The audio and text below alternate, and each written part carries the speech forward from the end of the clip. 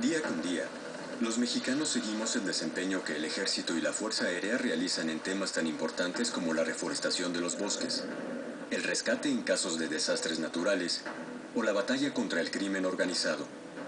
Tareas muy distintas en apariencia, pero unidas por el mismo propósito, la protección de la sociedad mexicana y la salvaguarda de sus instituciones.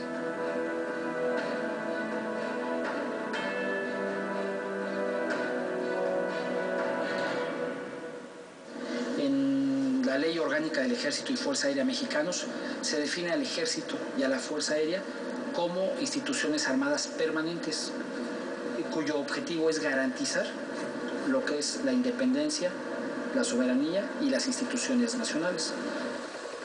Los antecedentes históricos del ejército mexicano se remontan hasta los tiempos coloniales e incluso más allá, a la organización militar del pueblo azteca. En el sistema militar de los antiguos mexicanos, los hombres de cada barrio o calpulli formaban escuadrones que operaban bajo la autoridad del jefe guerrero o tlacatecutli. En cuanto a sus armas, contaban con dardos y lanzas, espadas y puñales de hueso y de obsidiana, así como mazos y macanas. Aunque para los aztecas la guerra tenía un sentido económico y político que creó grandes provincias tributarias, esta también tenía un carácter cósmico y religioso.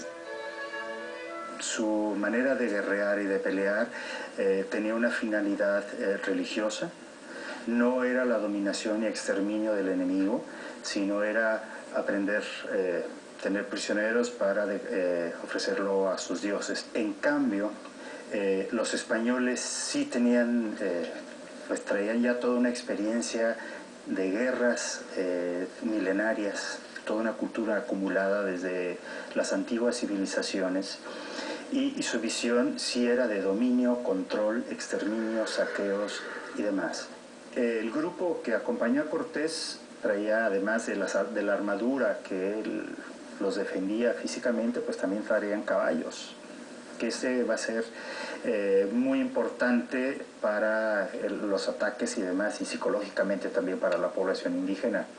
Por otro lado, los cañones, los arcabuces, todos estos elementos tecnológicos pues los hacían los hacían invencibles frente a los indígenas que estaban acostumbrados a usar pues hachas, lanzas, hondas.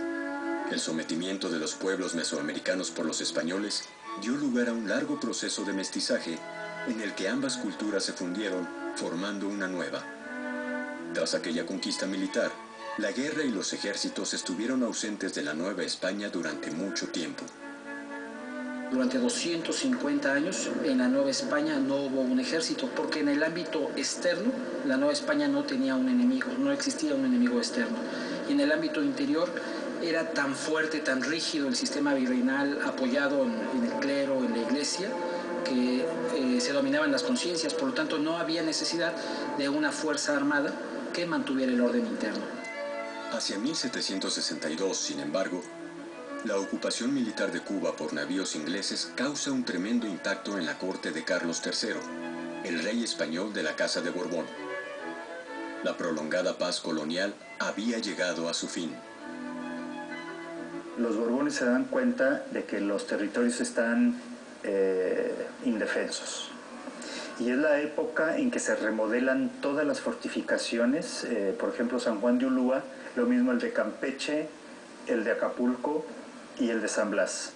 La caída de La Habana a Cuba va a hacer cobrar conciencia a la monarquía española que la Nueva España, la joya más preciada del Imperio Español, está en riesgo. De ahí que se ordene la creación de un ejército realista. Era un ejército profesional. Eso nos habla de que era un ejército bien armado, un armamento moderno para su época, bien pertrechado y con una alta disciplina. Sus deficiencias de alguna manera las podemos observar en que era un ejército de leva. Muchos de esos militares realistas son militares forzados. En 1767, el ejército realista somete una sublevación popular causada por la expulsión de la orden jesuita cercana a los indios y a los criollos. Las tropas del virrey se ven obligadas a enfrentar un creciente descontento social. Presionados los novohispanos a pagar las guerras europeas del monarca español, Hacia 1810 la Nueva España se dirige hacia su emancipación. Indios y castas, criollos y mestizos, reunidos en un improvisado ejército popular, se aprestan a combatir al preparado ejército realista, compuesto en su mayoría también por novohispanos.